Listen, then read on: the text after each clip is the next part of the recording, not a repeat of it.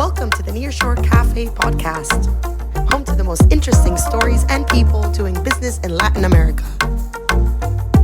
Welcome, everyone, to another episode of the Nearshore Cafe podcast. I'm your host, Brian Samson. I want to give a quick shout out to our sponsor today first. That's Nearshore Direct. Go nearshoredirect.com. Great place to find talent from all over Latin America for growing U.S. companies. If you are interested in Monterrey, Mexico, you like the topic of Monterrey, we've got a treat for you today. I want to introduce our guests, Zio and Ruben Santana. Welcome to the show, you guys. Hey, Brian, thanks. Hi, Brian. Thank you for having us. Thanks for having us. Yeah. Well, as I mentioned in the intro, Monterrey, what an amazing city, what a great place, and I'm talking to the experts on this place. So I've actually never been to Monterrey, and I'm sure a good portion of our listeners have never been there either. Let's just start, give us a sense, where is it? What's the weather like? What is the terrain like? Just give us a kind of a sense there. Monterrey, the state of Nuevo León, it's located, it's between Coahuila, on the left side, right side, Tamaulipas. It's about a 3-hour drive from Monterrey to Laredo, Texas. So it's a very short ride to get to the U.S. border. If you are, we're right now in Atlanta, Georgia. So if we take a flight from Atlanta to Monterrey, it's about 2 hours and a half. Weather, it's pretty hot. We just came back about 2.5 weeks ago, and they had a heat wave, and it was about 102 Fahrenheit to 110. So wow. It was pretty hot this last time. It was really hot. Yeah. Really hot. Yeah. Yeah. And is it mountainous? Is it desert? What's the landscape like? It is known to be the city of mountains. We're surrounded by mountains everywhere, from Cerro de la Silla to the Cerro de Topo Chico. We're just completely surrounded by mountains. Yeah, so if you like hiking and you like, mountain climbing, it's a great place for that. A lot of people there in the city do that. It's beautiful, surrounded by mountains. It was one of the things that attracted me to Monterrey, was every morning waking up and looking at that mountain. Yeah, every time I see a postcard or a photo of Monterrey, is there one mountain in particular that's like always represented? Yes, it's like Xiomara mentioned, the Cerro de la Silla, or the Saddleback. That's the one you always see in postcards, and it's just beautiful. It's beautiful, really, really nice, really nice. Yeah, and as you go further north, the mountains begin to change. You don't see any greenery; they're just rock, and this beautiful rock that's very shiny, sometimes blinding in some spots. Yeah, and you said easy to get to. Is that a newer thing, or has Monterrey always had direct flights to a lot of the major U.S. airports? Direct flights, mostly direct flights. It's just so easy to get to. There's a lot of companies that are in Monterrey, and this past time that we went, we just got to know there was even more companies coming in. So you have people coming in from left to right. You hit the airport and you see people from everywhere around the world. It's crazy. Yeah, very true. Yeah, so it's really becoming a cosmopolitan city, expats, people from all over the place. That's great. Yeah, I mean, just an aside for me, Latin America is so much easier to get to, and that's not something to be taken for granted. Almost every major city in Latin America has a direct flight to somewhere in the U.S. It's, a few hour flight. You're off the plane in the same day. It's, you don't have the jet lag from the time zone. Right. So that's huge. Well, let's talk about kind of day-to-day living. I'm really, really interested in this part. So, like every city, I'm sure there's certain neighborhoods for certain things. You got to do it like you're one and done. For example, I would first take them to go see Parque Fundidora. It's Monterrey's river walk. It's a beautiful river walk. There are boats that take you along the river. You see,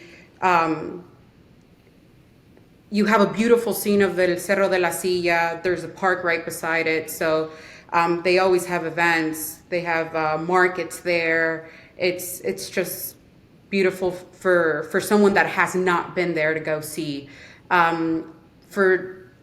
Pertaining to shopping, I would hands down take them to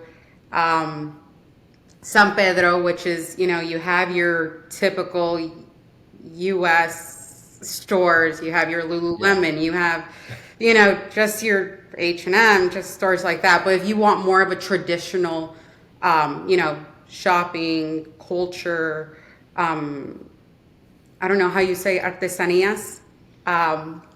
Artisan type. Yes. Normal, Oh yeah, sure. local stuff. Yeah. I would take them to Santiago, Nuevo León, which is about a 45-minute drive. They have a town called Pueblo Mágico de Santiago. They have one of oldest churches. It's so beautiful. It's a little town.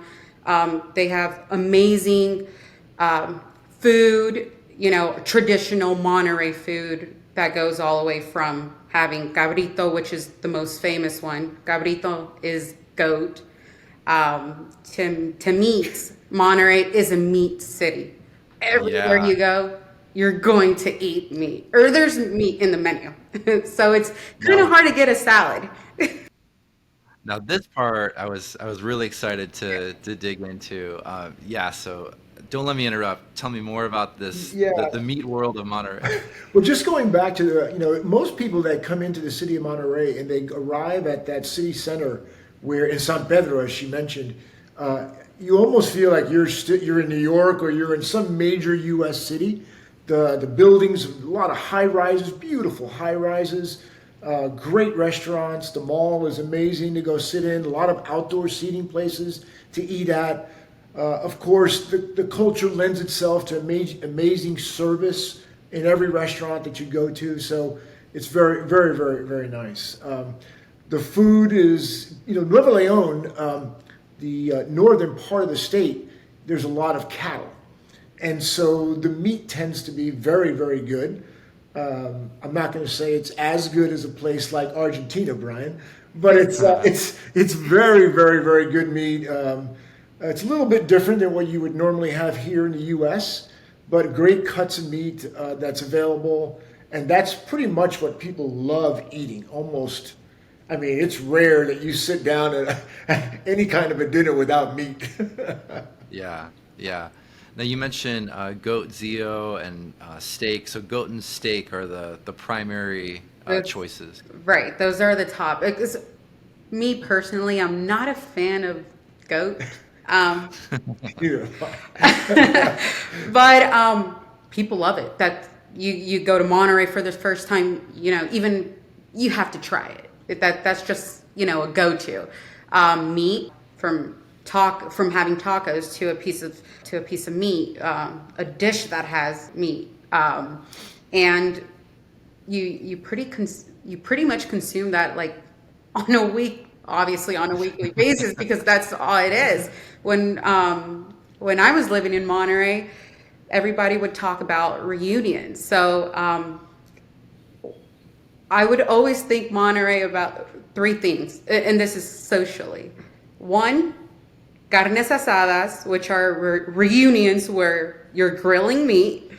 Number two has to be soccer. So we have our two soccer teams, Tigres and Rayados. I'm a Tigres fan, so go Tigres. And three, it has to be the food. It's just, again, meat is separately from other typical food in Monterrey, and that's I think those three are just the big ones out there. There's no conversation without those three things involved. Exactly. I was told by somebody when I arrived that Ruben, don't even venture out for anything much more than meat, First of all, they told me tacos number one. Whether it's morning, whether it's lunch, or late night tacos on the corner. I mean, amazing, amazing. I once tried to order. I was at a restaurant and ordered a salad just because I just felt like I needed something other than meat. And the waiter looked at me and he brought it to me, but then he was waiting for me to order more. And I said, "No, I'm done. Like that's all I want." And he's like, "Are you sure you don't want any meat?" I'm like, "No, I don't want any meat." So it's just interesting how the culture is just surrounded by eating meat all the time. Yeah, it reminds me of the way you describe it a lot of Buenos Aires. Yeah. Where it was very like after a few months there, I was dying for greens. Like all I wanted, Same I would just like dream of broccoli. which is funny, but the meat was always fantastic. Are there any restaurants you might plug for those that are visiting Monterrey? Yeah, so I think for us, hands down, every time we always go to Embajada. It's located in San Pedro.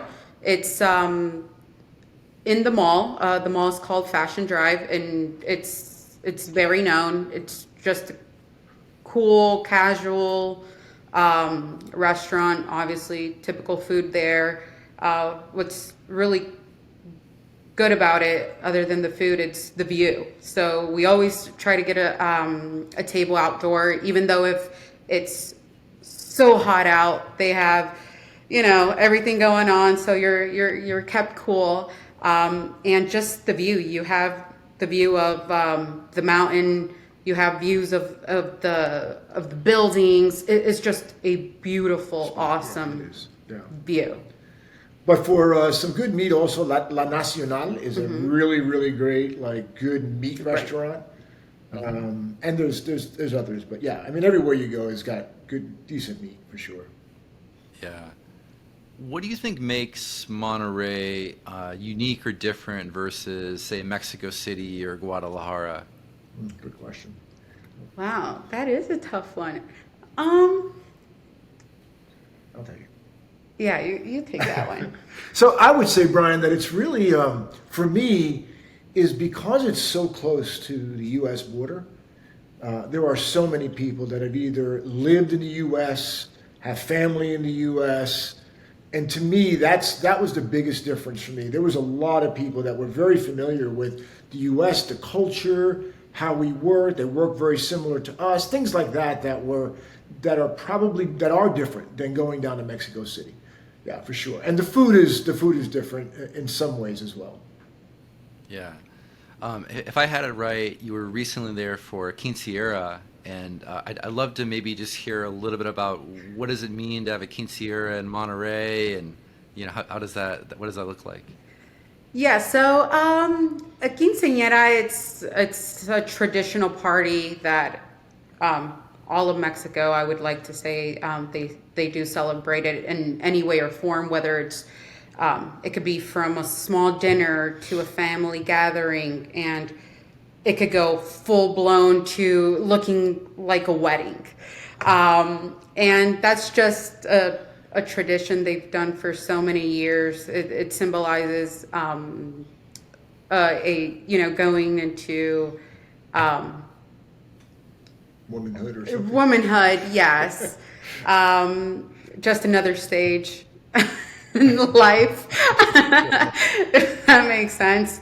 And yes, we were recently down there for my sister's 15th birthdays, and she didn't want to go traditional. She wanted just a standard party with her friends, and we just made that happen. That's great. And it's very, very common on a Saturday to be sitting out somewhere and seeing these big limos go by with these girls dressed in these like amazing dresses, hanging out the top of the sunroof and waving at everybody. Right. Very, very common. Very common. That sounds fun. I was also interested in maybe just like the personality of the city, and maybe I'll use this example. In Japan, Tokyo is a pretty reserved city.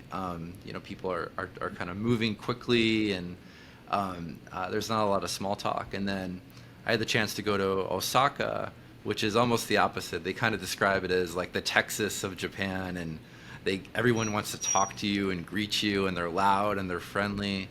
How about you describe Monterrey culturally versus some of the other cities in Mexico? I definitely think Monterey, it's a very friendly, talkative. They would make comments that I'll say it in Spanish and then I'll do the translation. But when they say puedes hablar hasta debajo de las piedras, meaning you could talk to rocks basically. You could be in an elevator, and this actually happened to us every day going up the elevator when we were in Monterey. Someone walks in the elevator, whether we had, food in our hands, food was coming up in the conversation, or just, how's your day? Where are you guys from? Anything, any small talk you're going to get, even if it's going grocery shopping, if it's anywhere, you're going to get the small talk. That's great. It does help, though, I will say. It's tough if you don't know Spanish. Mm-hmm. Even though it's so close to the border, and a lot of people do know English and speak excellent English, but in the everyday talking, it's like you got to be able to speak Spanish. It's really very helpful. Yeah. Let's talk a little more about the work setting, the work style there, and maybe just set the scene. If each of you don't mind, just taking about a minute and talking about your work career and the intersection in Monterrey. What you were doing in Monterrey, the types of roles that you had. When I was in Monterrey, I was working for a company called Atos. I believe they are a French company, and it's all IT services.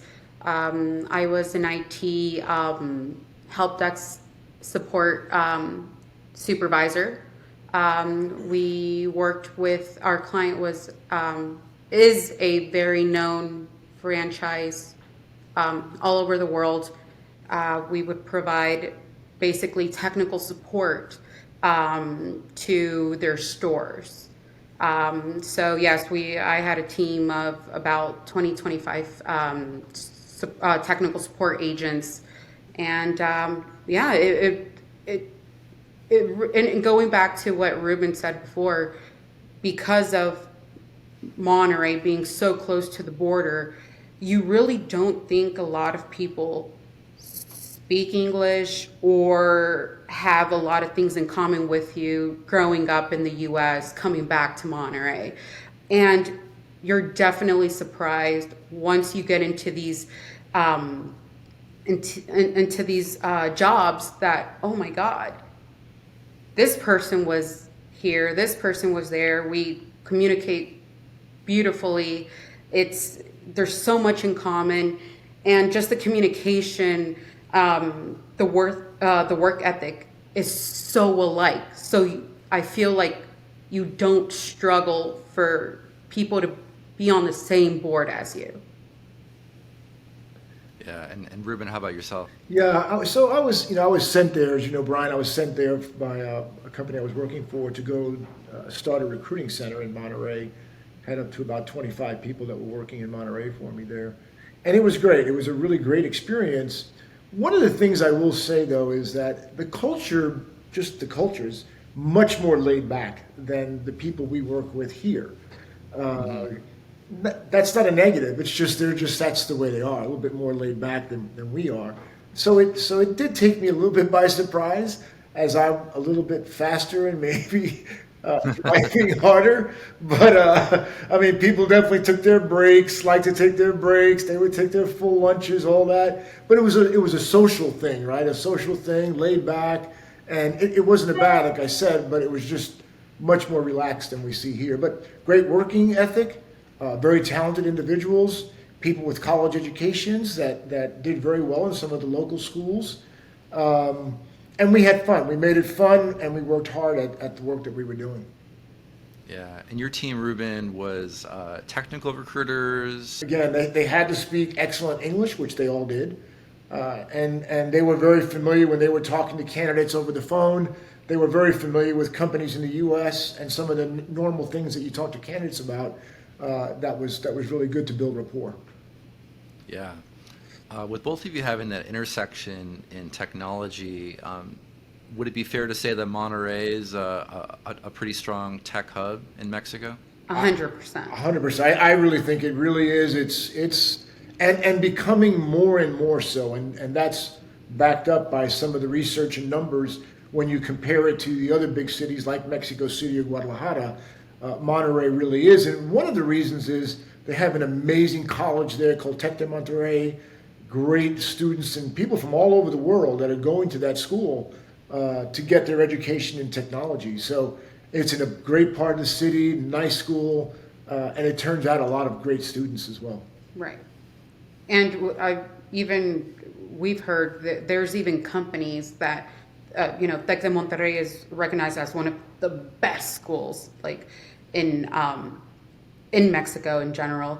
And there's companies that, even though they know there are students, that are not fully graduated, they want them, like, working for their company, starting to get them on board, and they're out there recruiting. Yeah, a lot of internships. Yeah. Yeah, for sure.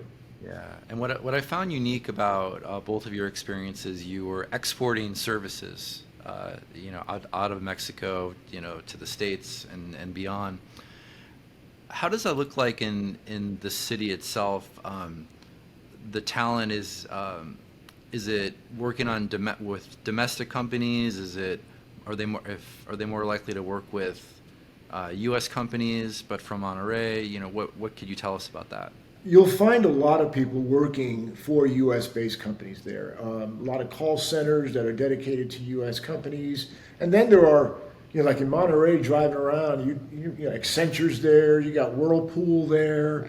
That's housed at Johnson Controls, Epicor. There's just a lot of big companies, U.S. companies, that are using the talent in the marketplace there to work back with their companies in the U.S. for sure.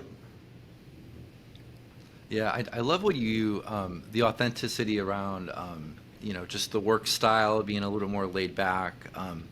I think I grew up in Chicago, and the first time I went to San Francisco, where I ended up living for a while, I couldn't believe how people were dressed at work, and but it's okay. Both can be productive. Talk to me a little bit more about that laid back style and how to lead that, how to manage it. The way to really get the most out of the talent there. Yeah, I would say for me it was just having very clear goals that everybody needed to meet. They needed to understand what those were up front and what the expectation levels were. For some of them, it was a little bit different and maybe a little bit of a shock, but they adjusted. But that was a clear thing, and I learned that over some time. It just couldn't be free reigning. That wouldn't work. that definitely wouldn't work. And I know her experience is the same. Xiomara's experience is the same there. You just have to be very direct and make sure that people understand what the expectations are. Right. Now, there's been a big movement, I'd say, with people able to work as contractors for U.S. companies. If you don't mind, I want to get a little more technical into just how the labor system works in Mexico. We get a lot of questions about that. What does it mean to work for a Mexican company? Maybe how and when payment is made. The pension tie-in, the benefits, what are things that those that aren't familiar with it should know? So everywhere I worked in Monterrey, it was, it's called full payroll.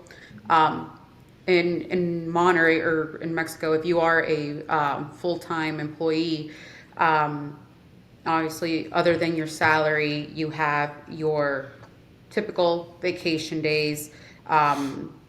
They do provide,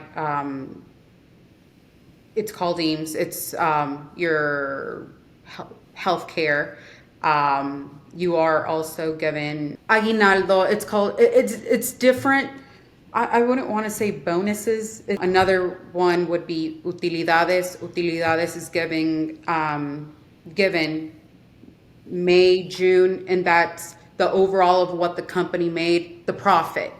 And there's a percentage that goes to each employee. So it could go from 500 pesos all the way to, you know,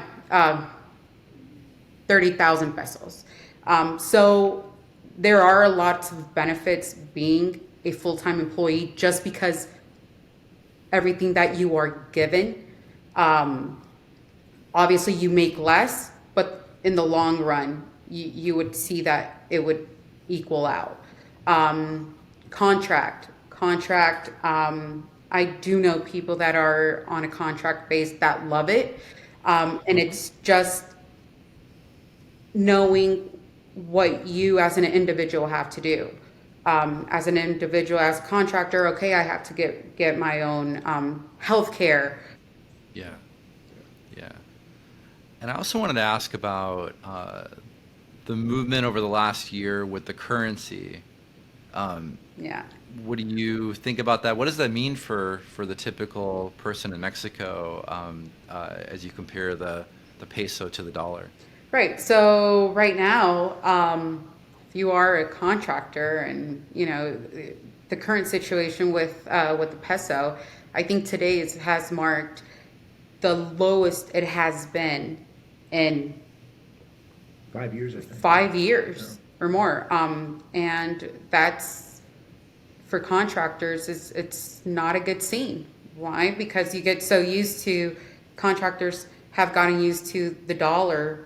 Or the peso, I'm sorry, being around $19, 19 pesos plus, and going all the way down at 16.48. That's really low. So you are feeling it because, again, as a contractor, companies that outsource, you need to understand that if someone's in a contract, and obviously everyone knows the currency changes up and down, but when it gets to that level, it starts affecting obviously the employees or the contractor's pocket.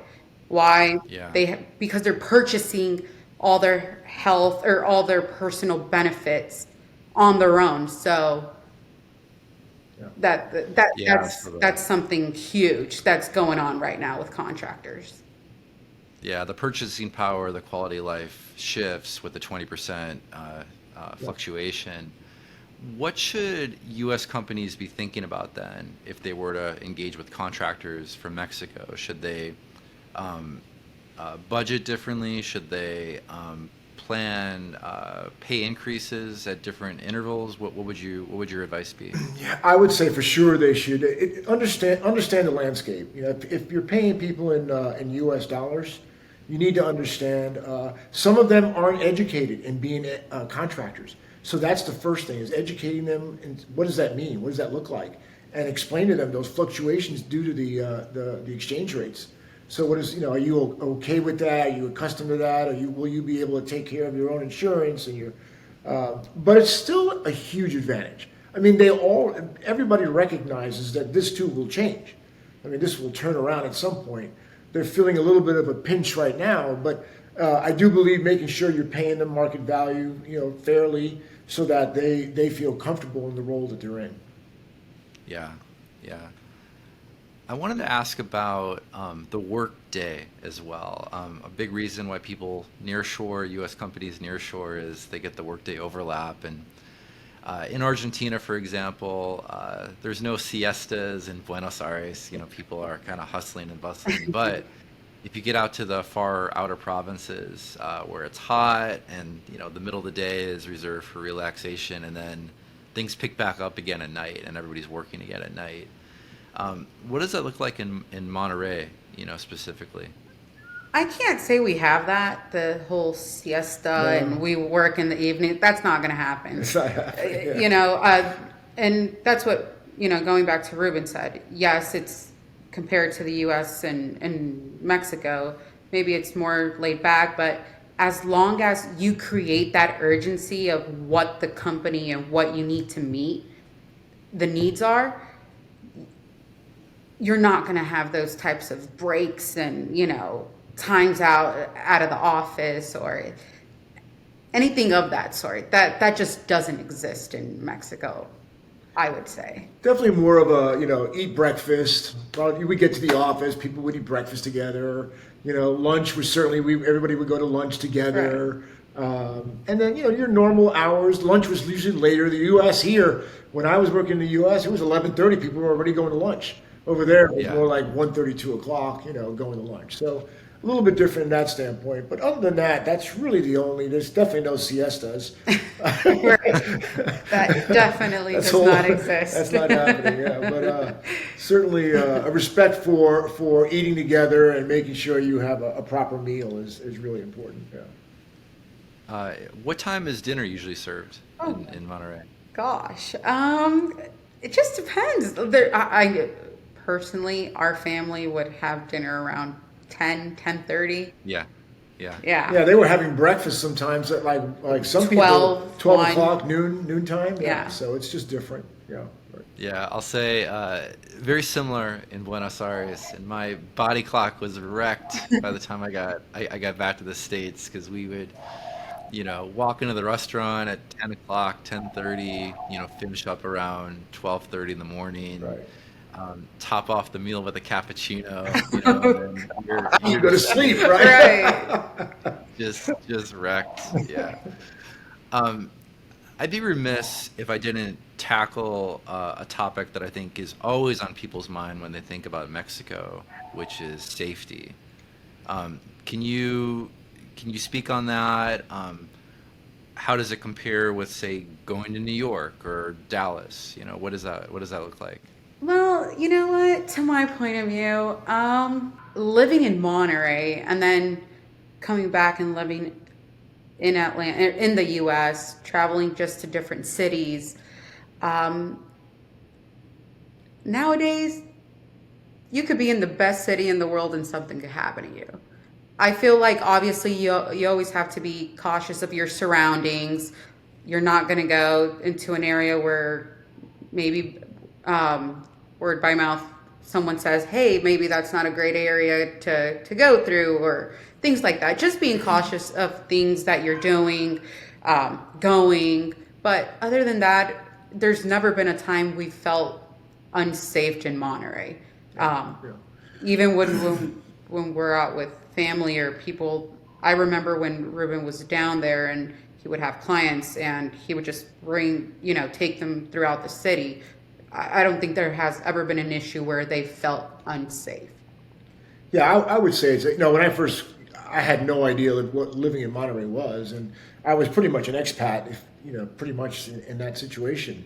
I had my own car, I had my own apartment, I went out at night, I went to clubs on the weekends. I was told not to go to certain places, and of course I respected that, but I never once felt threatened. You hear about the stuff with, obviously the cartels, and that exists for sure, but it's not something you feel threatened with on a daily basis. Not at all. Right. That's great. That's great. That's good.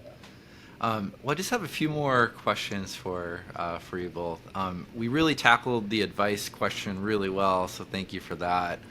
How about each of your best purchases in Monterrey for something under $50? I'm going to go first. Hold on. So what I couldn't believe when I went there, Brian, was, for the most part, if you go shopping like for clothes, it's pretty similar to the U.S. But what I was amazed at was shoes. So you may or may not know I like shoes, and so I wound up, and that's my father that taught me that. And so buying boots in Monterrey was amazing. I had some really amazing, and I'm not talking about cowboy boots. I'm talking about dress boots that you would wear to work. So those are I probably have 2 or 3 pairs sitting upstairs that are in that range that you were talking about, that were really great deals that I was really happy to have. That's great. Is that like the leather was special with all the cattle up there. Is Right, that yeah, good leather, good shoes that were just, that last a long time, and I was really happy to have those. Yeah, for sure. Those are good great? purchases. And you still have them I today? still have them. Yeah, yeah. Now because I'm working out of the house, I don't get to wear them really. So, but I still have them. That's funny. Yeah. How about you, Zio? I'm gonna have to say hands down tacos. I mean, you could literally just be driving or going to work, coming back from work, coming from a party or from I don't know where. You're always going to see street tacos. And it's the best thing ever. Wherever you go, you're going to get a good taco.